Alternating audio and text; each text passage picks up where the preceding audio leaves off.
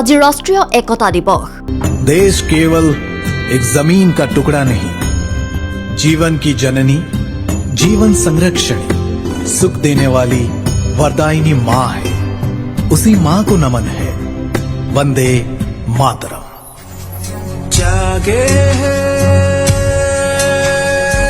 अब सारे। লৌহমানৱ চৰ্দাৰ বল্লভভাই পেটেলৰ 146 সংখ্যক জন্মদিৱস উপলক্ষে দেশজুৰি পালন কৰা হয় এই দিৱস।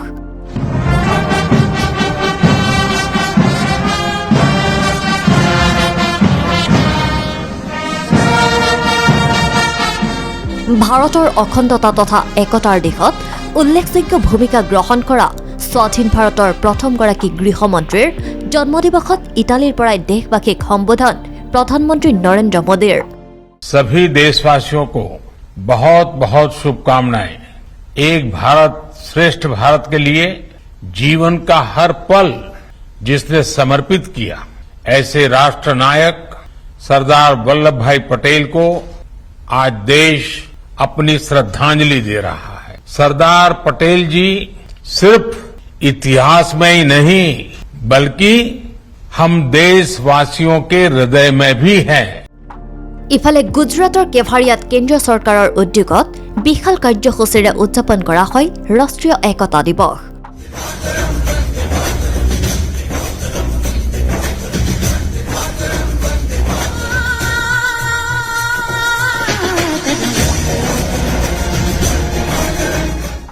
চৰ্দাৰ বল্লভভাই পেটেলৰ সুউচ্চ মূৰ্তি থকা নৰ্মদা নদীৰ পাৰৰ এই ঠাইত একতা দিৱস উপলক্ষে আয়োজন কৰা হয় বাৰেৰহণীয়া সাংস্কৃতিক অনুষ্ঠান।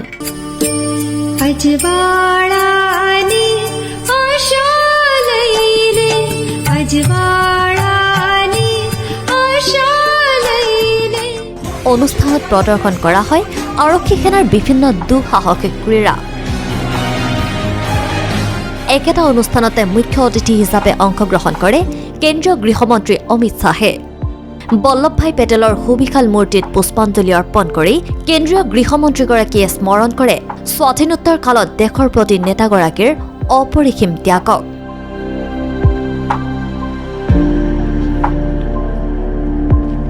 राष्ट्रीय एकता दिन हम सब के लिए विशेष महत्व रखता है, क्योंकि सरदार साहब ने आजादी के बाद जाते जाते अंग्रेजों ने जो देश के टुकड़े टुकड़े करने का षड्यंत्र किया था, भारत, पाकिस्तान और 550 से ज्यादा राजे रजवाड़ों को अलग कर कर देश को खंड खंड करने की एक योजना थी, उसको विफल करते हुए सरदार वल्लभ भाई ने आज एक अखंड भारत बनाने का जो संकल्प लिया था, आज उनका जन्मदिन है।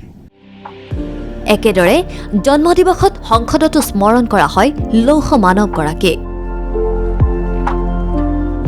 লোকসভাৰ অধ্যক্ষ ওম বিৰলা, কেন্দ্ৰীয় প্ৰতিৰক্ষা মন্ত্ৰী ৰাজনাথ সিং, বিৰোধী দলপতি মল্লিকাৰ্জুন খাৰ্গে ফটোত ফুল ছটিয়াই স্মৰণ কৰে চৰ্দাৰ পেটেলক।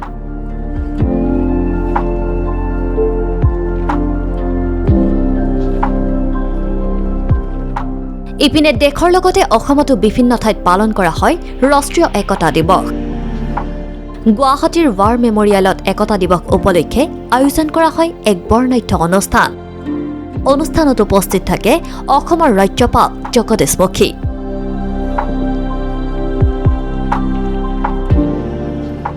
ব্যুৰো ইনপুটৰ সহযোগত নিউজ ডেস্ক ৰিপৰ্ট ND24।